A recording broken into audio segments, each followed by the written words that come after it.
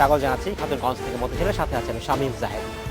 জলবায়ুর বিরূপ প্রভাব সহ নানা কারণে কমছে কৃষি জমির পরিমাণ। তাছাড়া প্রাকৃতিক দুর্যোগে হুমকির মুখে উপকূলীয় অঞ্চলে চাষাবাদ। পরিস্থিতি মোকাবেলায় হাইড্রোপনিক পদ্ধতিতে চাষাবাদের পরামর্শ দিচ্ছেন বিশেষজ্ঞরা। এই পদ্ধতিতে উৎপাদন বাড়াতে সরকারি সহায়তা প্রয়োজন বলছেন সংশ্লিষ্টরা। আজ আমরা আলোচনা করতে চাই চাষাবাদে হাইড্রোপনিক পদ্ধতি নিয়ে। এই নিয়ে কথা বলতে আমাদের সাথে স্টুডিওতে রয়েছেন শেরেবাংলা কৃষি বিশ্ববিদ্যালয়ের কৃষিতত্ত্ব বিভাগের অধ্যাপক ডক্টর পরিমল কান্তি বিশ্বাস এবং উদ্যান তত্ত্ব বিভাগের অধ্যাপক ডক্টর মোহাম্মদ জাহিদুর রহমান।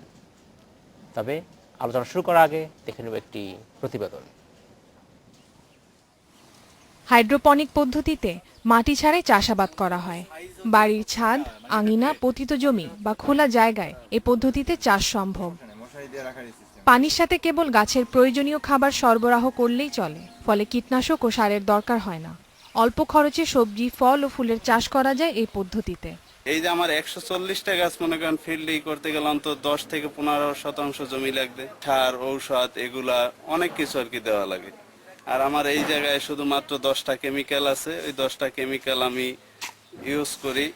কৃষি অধিদপ্তরের হিসেবে পটুয়াখালীতে মোট আবাদযোগ্য জমির পরিমাণ 2,13,000 হেক্টর।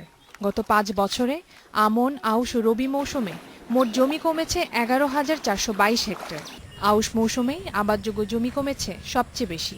পরিস্থিতি বিবেচনায় হাইড্রোপনিক পদ্ধতিতে চাষের কথা বলছেন বিশেষজ্ঞরা। আমাদের এখন জায়গা কমে যাচ্ছে, সুতরাং আমাদের যে অল্প জায়গা আছে, আমাদের বিল্ডিং এর যে ছাদ আছে, সেই ছাদকে আমরা কিন্তু এটা কাজে লাগাতে পারি। 10 ফিট বাই যে আমরা 20 ফিট, এ জায়গায় হয়তো আমার টোটালে 3,000 টাকা অবকাঠামো বাদে 3,000 টাকা হয়তো খরচ যাবে।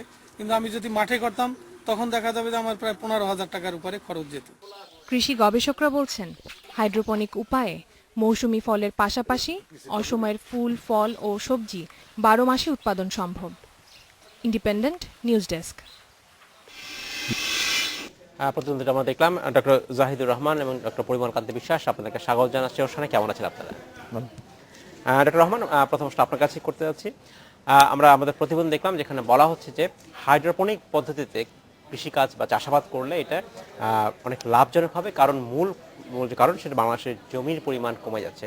বাংলাদেশ ব্যুরো অফ স্ট্যাটিস্টিক্সের এক প্রতিবেদনে বলা হচ্ছে যে গড়ে বাংলাদেশে 1% হারে আবাদযোগ্য জমি কমে যাচ্ছে বাংলাদেশে।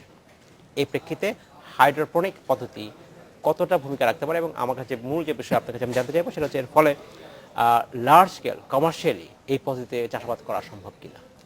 ধন্যবাদ আপনাকে এবং শ্রোতা ভাই বোনদেরকে। আমি এই বিষয়ে আলাপ করার আগে একটু বলে নেই যে হাইড্রোপনিক বলতে আমরা কি বুঝি। হাইড্রোপনিক হচ্ছে ক্রপ প্রোডাকশনের একটা বিশেষ সিস্টেম যেখানে মাটি থাকবে না। আমরা মাটি ছাড়া পানি আইদার অ্যানি ইনার্ট ম্যাটেরিয়ালে আমরা ক্রপ প্রোডাকশন করব, এবং গাছের জন্য যে পুষ্টি উপাদান দরকার সেই পুষ্টি উপাদানগুলিকে আমরা আর্টিফিশিয়ালি সাপ্লাই দেব। এর ফলে আমরা যেটা পাবো যে আমরা দেখি কৃষকেরা 5-6টা এলিমেন্ট দেয়, কিন্তু হাইড্রোপনিক সিস্টেমে আমরা 16-17টা এলিমেন্ট একসাথে দেওয়ার ফলে গাছের গ্রোথ ভালো হয়, ইল্ড বেশি হয় এবং কোয়ালিটি ফ্রুট আমরা পাই। যার কারণে আমাদের এই হাইড্রোপনিক সিস্টেমে ফসল উৎপাদন করা দরকার। এখানে একদিকে যেমন আমরা প্রোডাকশন বেশি পাবো, অন্যদিকে তেমনি কোয়ালিটি বেশি পাবো। আবার আমরা জানি যে ক্লাইমেট চেঞ্জের কারণে, গ্লোবাল ওয়ার্মিংয়ের কারণে আমাদের দেশের ঘন ঘন বিভিন্ন ধরনের প্রাকৃতিক দুর্যোগ আসতেছে। ইনান্ডেশনের ফলে দক্ষিণাঞ্চলে আমাদের অনেক জমি অনাবাদ্য হয়ে যাচ্ছে।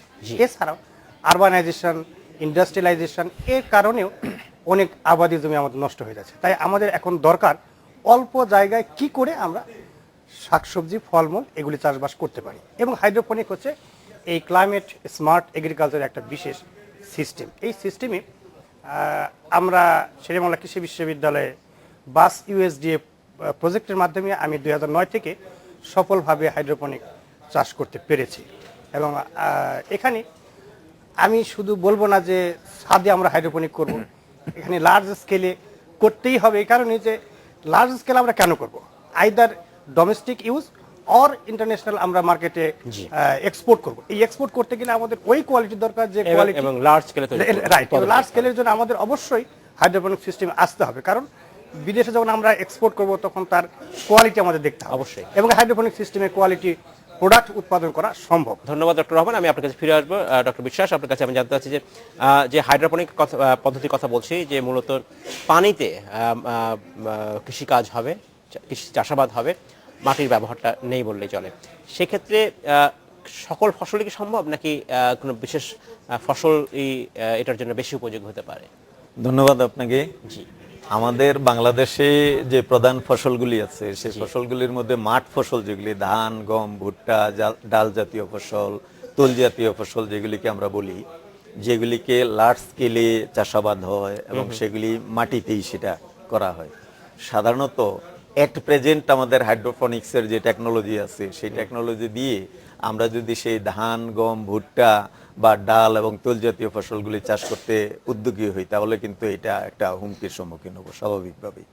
প্রথমেই প্রশ্ন আছে যে এটা small scale production without soil, মানে মাটি ছাড়া পানিতে ফসল উৎপাদন। জি। এখন মাটি ছাড়া পানিতে ফসল উৎপাদন যদি আমরা করতে যাই, তাহলে সাধারণত আমাদের যেই সবজি ফসলগুলি যেগুলি আছে, সবজি, ফুল, ফল, এই যে ফসলগুলি আছে সেই ফসলগুলিকে আমাদের ওখানে প্রায়োরিটি দেওয়া উচিত। দেখেন, সবজি উৎপাদনটা হয় কি, বেশিরভাগ ক্ষেত্রে সবজি উৎপাদনটা হয় হোমস্টেড এরিয়াগুলিতে যেগুলি আছে। ইদানিং আমরা বলতেছি ওখানে বাড়ির ছাদ অথবা বারান্দা, সেই জায়গাগুলিতে যাতে এটা উৎপাদন করা যায়। তো বাড়ির ছাদ এবং বারান্দা সেগুলিতে উৎপাদন করতে গিয়ে প্রশ্ন চলে আসছে যে ওখানে যে মাটিটা ব্যবহার করা হবে সেই মাটিটাতে কিন্তু ছাদ, বারান্দা এগুলির একটু অসুবিধা হওয়ার কথা, লং টার্মে গিয়ে সেগুলি ক্ষতি হবে। তো সেই অবস্থায় আমরা যদি এই হাইড্রোপনিক পদ্ধতিটা ইউজ করি, ইটস এ বেস্ট অল্টারনেটিভ। কারণ এখানে শুধু কেবল আপনি দেখেন একটা ফসল উৎপাদন করার জন্য তার কি লাগে, উপর থেকে সে পাতা যখন ডালপালা হয়ে যাবে তার উপর থেকে খাবার সে প্রস্তুত করবে, আর নিচে তার শিকড় যেটা থাকবে সেই শিকড় মাটির মধ্যে সেটা থাকে এবং মাটি থেকে তার যে খাবারগুলি যেগুলি আছে, নাইট্রোজেন, ফসফরাস, এই জাতীয় যত পুষ্টি উপাদানগুলি আছে সেগুলি সেখান থেকে নিচ্ছে। সো এখানে যেটা করা হচ্ছে, ওই পুষ্টি উপাদানগুলি দিয়েই সেটা পানির মধ্যে একটা দ্রবণ তৈরি করা হচ্ছে। সেই দ্রবণটার মধ্যে গাছের শিকড়টা থাকছে, সেই শিকড়টা থেকে তার যত পরিমাণ পুষ্টি উপাদান সে ওখান থেকে পাচ্ছে। আর উপর পোর্শনটা যেটা সেটা এক্সপোজ থাকে আপনার সানলাইটে, সেই সানলাইটে এক্সপোজ থাকলে এখান থেকে তার খাবার তৈরি করা যেটা সেটা অনায়াসে সে ওখানে করতে পারবে। এবং সেই জিনিসটা উপকারও, উৎপাদনও যেহেতু বেশি হবে, কারণ তার যতটুকু পরিমাণ খাবার দরকার ততটুকুই আমরা এখানে দিতে পারছি। আরেকটা যেটা, সয়েল বর্ন ডিজিজ যতগুলি আছে, যে ধরনের ধরেন কৃমি বা বিভিন্ন ধরনের ডিজিজ হয় যেগুলি মাটি থেকেই তার উৎপত্তি হয়, তো এখানে যেহেতু মাটি থাকছে না, সো এই ডিজিজগুলি থেকে কিন্তু আমাদের এই ক্রপটা ওখানে সেফ থাকবে এবং প্রোডাক্টসটা ডেফিনেটলি অনেক অনেক কোয়ালিটি প্রোডাক্ট। ধন্যবাদ ডক্টর রহমান। এই গবেষণার এখন ঠিক কোন পর্যায়ে আছেন? আপনার ফিল্ড টেস্টেও কিন্তু গেছেন নিশ্চয়ই, বা কমার্শিয়ালি কি শুরু করতে পেরেছেন কিনা নাকি? আমরা শেরেবাংলা কৃষি বিশ্ববিদ্যালয়ে 2009 থেকেই আমি হাইড্রোপনিক শুরু করেছি এবং ইতিমধ্যে আমি ক্যাপসিকামের জন্য একটা লো কস্ট, যেখানে কস্ট ফিল্ডের তুলনায় অনেক কম, এরকম একটা সিস্টেম ডেভেলপ করছে। এবং লেটুসের জন্য মাল্টি লেয়ার একটা স্ট্রাকচার, যেটা আমরা লার্জ স্কেলেও করতে পারি, আইদার স্মল স্কেলে বাসা বাড়ি বা ছাদে করতে পারি। এখানে আমি একটু বলে নেই যে হাইড্রোপনিক সিস্টেমে যদি আমরা লার্জ স্কেল বা স্মল স্কেল যেটাই করি না কেন, আমাদের প্রথম দরকার হচ্ছে নিউট্রিয়েন্ট সলিউশন, যেটা একটা বড় সমস্যা। তবে আমরা বিশেষ করে আমি রহমান এবং ইন্দের নামে একটা নিউট্রিয়েন্ট সলিউশন তৈরি করছি, যেটা দিয়ে ইজিলি আমরা প্রোডাকশন করতে পারি। আর আমি আরেকটু বলে নিই যে আমরা কেন হাইড্রোপনিক্সে যাব। আমরা লেটুস ফ্রেশ খাই। এই লেটুস আপনি কারণ বাজারে যান অথবা অন্য কোনো বাজারে যান, দেখবেন যে সয়েল থেকে যেগুলি প্রোডাকশন শুরু হয়েছে নিয়ে আসছে, সেগুলির মধ্যে অসংখ্য ধুলোবালি, ময়লা। এছাড়া বাজারে গিয়ে যে পানিতে তারা পরিষ্কার করে, সবসময় পানি ছিটিয়ে দেয়, সেই পানিতে অসংখ্য রকমের ময়লা। যেহেতু ফ্রেশ খাই, এই জন্যই প্রোডাক্টটা আমাদের হইতে হবে একদম ফ্রেশ। কিন্তু যে পানিতে আমরা চাষ করবো সেই পানিরও তো সেখানে কেমিক্যাল দেওয়া হচ্ছে, সেটাও তো বিশুদ্ধ পানি থাকছে না, সেখান থেকেও তো কোনো ডিজিজ হতে পারে। না, আমি আসলে ওই ডিজিজের কথা বলিনি। আফটার হারভেস্ট যখন মার্কেটে যাচ্ছে, আর হাইড্রোপনিক প্রোডাক্ট কখনোই আমাদের ধোয়ার প্রয়োজন নাই, আমরা সরাসরি ফিল্ড থেকে নিয়ে এসে খেতে পারি। এবং এত ফ্রেশ, এত লুক্রেটিভ যে আপনাকে খেতে ইচ্ছা করবে। ডক্টর বিশ্বাস, যে পানিতে আসলে চাষ করছি, আপনারা বলছেন যে মাটির থেকে হলে মাটি বাহিত যেসব রোগ সেগুলো হয়তো বন্ধ হতে পারে, কিন্তু যে পানিতে চাষ করা হচ্ছে এবং যেখানে অনেক কেমিক্যাল দেওয়া হচ্ছে, সেটা ম্যানেজমেন্ট কি স্বাভাবিক, নাকি এটাও ম্যানেজমেন্টের প্রয়োজন আছে। না অবশ্যই, কারণ পানিটা তো এটা ওপেন না, যে কোনো একটা কন্টেইনারে Container পানিটা ওখানে রাখা হয় এবং এবং ওই পানিটা যখন আপনার কাজ হয়ে যাবে তখন কি জাস্ট মাটিতে ফেলে দিলে হবে নাকি তার কিছু ট্রিটমেন্টের প্রয়োজন আছে? না এই পানিটার মধ্যে কিন্তু তার কিছু তার পিএইচ এবং ইলেকট্রিক্যাল কন্ডাক্টিভিটি যেটা সেই জিনিসটা একদম প্রতিনিয়ত কিন্তু এটা কিন্তু অবজারভেশনে রাখতে হবে এবং এটা নিয়ন্ত্রণ করতে হবে। তার টেম্পারেচারটা যদি নিয়ন্ত্রণ ওখানে না করা যায় তাহলে কিন্তু তার রুট সিস্টেম এফেক্টেড হবে। সো ডেফিনেটলি এটার জন্য একদম টোটাল কমপ্লিট একটা আপনার উৎপাদন পদ্ধতির একটা প্যাকেজ তার ওখানে জানতে হবে যিনি এটা করেন। এবং এটা যদি করেন তাহলে ওখানে থাকছেটা কি, পানিটার মধ্যে পানিটা কিন্তু এক্সপোজ ওপেন থাকছে না, তার উপরে একটা কভার দেওয়া থাকে, সেই কভারটার মধ্যে কিন্তু আমার গাছটা ওখানে থাকছে। ধরেন আপনি একটা বালতির মধ্যে করলেন, বালতির মুখটা যেটা থাকে সেই মুখটা ঢাকা থাকে একটা কক দিয়ে, সেই ককটার মধ্যে ওখানে যে আমার চারাটা আছে সেই চারাটা এখানে বসে দেওয়া হবে। Right. তাহলে এই বালতিটার মধ্যে যে পানিটা, সেই পানিটার মধ্যে কিন্তু সেই সলিউশনটা থাকছে। Solution আছে। এই সলিউশনটা কি? এই সলিউশনটা ধরেন নাইট্রোজেন, ফসফরাস, পটাশিয়াম, এই জাতীয় গাছের প্রয়োজনীয় পুষ্টি উপাদানগুলি যেগুলি সেই উপাদানগুলি কিন্তু ওখানে থাকছে। সো এখানে যদি বাইরের কোনো কন্টামিনেশন ওখানে না হয় তাহলে এই পানিটা পলিউটেড হবে কি দিয়ে? কারণ এখানে শুধু আমার রুট থাকছে আর কোনো কিছু আসছে না। আচ্ছা। সো ডেফিনেটলি এটা কিন্তু ওখানে কন্ট্রোল করা যায়। ধন্যবাদ ডক্টর বিশ্বাস। আমরা নিব একটু বিরতি পর আপনার সাথে আমরা আবার আলোচনা শুরু করব। আমরা নিচ্ছি একটি বিরতি, আমাদের সাথেই থাকবেন, ফিরতেছি। স্বাগত আরেকবার খাতুনগঞ্জ থেকে মত ছেলে। আজ আমরা আলোচনা করছি হাইড্রোপনিক পদ্ধতি নিয়ে। এই নিয়ে কথা বলতে আমাদের সাথে স্টুডিওতে রয়েছেন শেরেবাংলা কৃষি বিশ্ববিদ্যালয়ের কৃষি তত্ত্ব বিভাগের অধ্যাপক ডক্টর পরিমল কান্তি বিশ্বাস এবং উদ্যান তত্ত্ব বিভাগের অধ্যাপক ডক্টর মোহাম্মদ জাহিদুর রহমান। ডক্টর রহমান এবং ডক্টর বিশ্বাস আপনাকে স্বাগত জানাচ্ছি আরেকবার। ডক্টর রহমান, আপনার কাছে বিষয়ে জানতে চাচ্ছি যে আমরা যে হাইড্রোপনিক পদ্ধতির কথা বলছি, যে পদ্ধতির মাধ্যমে কৃষি চাষাবাদ করা যাবে, তার খরচ কেমন হবে, বা আরেকটা চ্যালেঞ্জের কথা আপনি বলছেন যে সলিউশনটা আসলে অ্যাভেলেবল কিনা, যখন মানুষ চাষ করতে চাইবে তারা এই সলিউশন কেমিক্যাল সহজে পাবে কিনা? রাইট। এখানে হাইড্রোপনিকের জন্য আমাদের দুইটা জিনিস দরকার, একটা হচ্ছে স্ট্রাকচার আর একটা হচ্ছে নিউট্রিয়েন্ট সলিউশন। জি। আমরা স্ট্রাকচার তৈরি করব লোকাল ম্যাটেরিয়াল দিয়ে। সেক্ষেত্রে আমি বাস ইউএসডি প্রজেক্টের মাধ্যমে লেটুসের জন্য একটা মাল্টি লেয়ার স্ট্রাকচার তৈরি করছি, জি। যেখানে 100টা প্লান্ট চাষ করা যাবে 5x5 ফিট।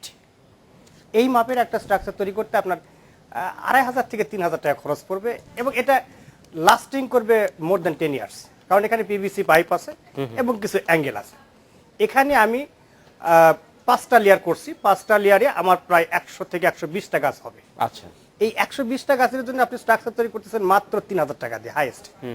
আর এর জন্য যে নিউট্রিয়েন্ট সলিউশন, এইটা আমরা কম্পোজিশন একটা নতুন তৈরি করছি, যেখানে পার প্ল্যান্টের জন্য আমার খরচ পড়তে পারে 5 টাকা।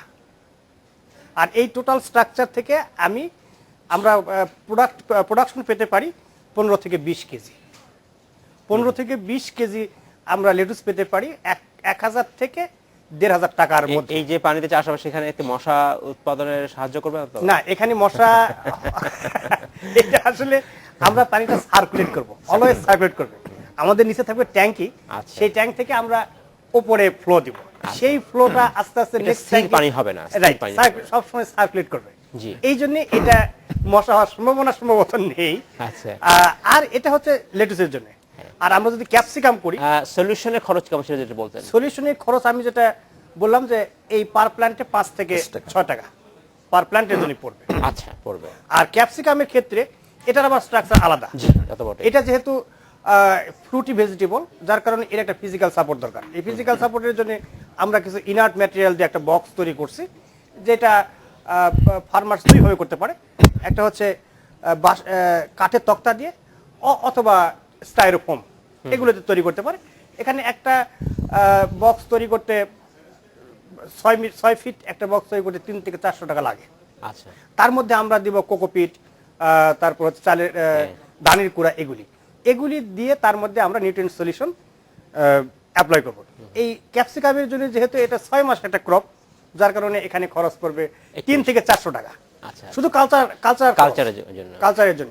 এই একটা ক্যাপসিকাম গাছ থেকে আমরা প্রায় 6 থেকে 7 কেজি ক্যাপসিকাম পাবো, যেখানে ফিল্ডে কখনোই সম্ভব নয়। আচ্ছা আচ্ছা। ফিল্ডে আমরা সর্বোচ্চ 1 থেকে 2 কেজি পেতে পারি, আর হাইড্রোপনিক সিস্টেমে আমরা 5, 6 অথবা 7, 8 কেজি পর্যন্ত ক্যাপসিকাম ধন্যবাদ পেতে পারি। ধন্যবাদ ডক্টর রহমান। আমি আপনার কাছে ফিরে আসবো ডক্টর পরিমল কান্তি বিশ্বাস। আপনার কাছে আমি জানতে চাচ্ছি যে BCSIR এর গবেষণায় আমরা দেখেছি, বিভিন্ন সংবাদ মাধ্যমে এসছে খবর সেখানে গবাদি পশুর জন্য খাবার জন্য ফডার তারা এই হাইড্রোপনিক পদ্ধতিতেই করা হচ্ছে। এটার সম্ভাবনা বাংলাদেশে কেমন? পদ্ধতিটা আসলে কি? ধন্যবাদ আবার আপনাকে। হাইড্রোপনিক সাধারণত আমরা যে এতক্ষণ পর্যন্ত যেটা আলোচনা করলাম সেটা হলো সবজি, ফল এবং ফুল, কিছু ক্ষেত্রে কিছু কিছু ফুল, ফল মেনলি স্ট্রবেরি যে ফলটা সেটা, এবং সবজি বেশি, অনেক রকম সবজি এটা উৎপাদন করা যায়। এবং এই জিনিসগুলি কিন্তু সব স্মল স্কেলে করা হয় বললাম। ঠিক একইভাবে বাংলাদেশে কিন্তু আপনার ইদানিং ক্যাটেল ফার্ম, ডেইরি ফার্ম, সেই জিনিসগুলো কিন্তু ব্যাপক হারে বেড়ে যাচ্ছে, এবং বেড়ে যাচ্ছে তাদের খাবার জোগাড় করাটা গ্রাজুয়ালি। কিন্তু যেহেতু আমরা মাঠে তাদের খাবার উৎপাদন করার তেমন সুযোগ পাচ্ছি না, কারণ আমাদের কৃষি জমি কমে আসছে, সেই কারণে বিসিএসএআর সম্প্রতি একটা উদ্যোগ নিয়েছে, তারা ইউএস থেকে 3টা ইউনিট ওখানে কিনে এনেছে। সেটা 3টা স্ট্রাকচার, ধরেন 1800 স্কোয়ার ফিট এরিয়া লাগে, সেই এরিয়াতে 3টা স্ট্রাকচার ওখানে বসাবে, এবং সেটা তারা কিনে এনেছিল 17 লাখ টাকা দিয়ে, বাংলাদেশি কারেন্সিতে 17 লাখ টাকা পড়েছে, এবং সেটা 30 বছর ওয়ারেন্টি আছে। সেটাতে যেটা হচ্ছে ধরেন 400 কেজি, 450 কেজি, 300 কেজি, 200 কেজি এইরকম পরিমাণ ফডার পার ডে প্রোডাকশন করতে পারবে, পার ডে। এখন ধরেন 3টা ইউনিট 17 লাখ টাকা দিয়ে যেটা এনেছে, 450 কেজির একটা ইউনিট, 300 কেজির একটা ইউনিট, 200 কেজির একটা ইউনিট, তাহলে 4, 3, 7, 8, 9, 900, 950 KG per day fodder production করার ক্যাপাসিটি তাদের ওখানে আছে। এখন এটা দিয়ে তারা প্রেজেন্টলি এখানে করছে কি, সেটা দিয়ে করছে শুধু গমের চারা উৎপাদন করছে। আচ্ছা, ব্যাপারটা এরকম যে আপনার গমের বীজ এনে সেই বীজটাকে তারা পানির মধ্যে ট্রিটমেন্টের জন্য ওখানে রেখে দিচ্ছে একটা সার্টেন পিরিয়ড ব্যাপী, তারপরে সেই বীজটাকে সোকড যেই বীজটা হলো সেই বীজটাকে সরাসরি তারা ওই যে চেম্বার, যেটা সেই চেম্বারে ট্রান্সপ্লান্ট করছে। সেই চেম্বারটার মধ্যে ওই যে নিউট্রিয়েন্ট এলিমেন্ট যেটা বললেন, সেই নিউট্রিয়েন্ট এলিমেন্ট ওখানে আছে, তার কন্ট্রোলড এনভায়রনমেন্ট অর্থাৎ টেম্পারেচার, লাইট, সেই জিনিসগুলি টোটালি কন্ট্রোল। তো ওখানে তারা সেইটা ট্রেটা দিয়ে দিচ্ছে ওখানে, এবং ওখানে 7 দিনের মধ্যেই কিন্তু এই চারাটা ক্যাটেলকে খাওয়ার উপযোগী হয়ে যাচ্ছে।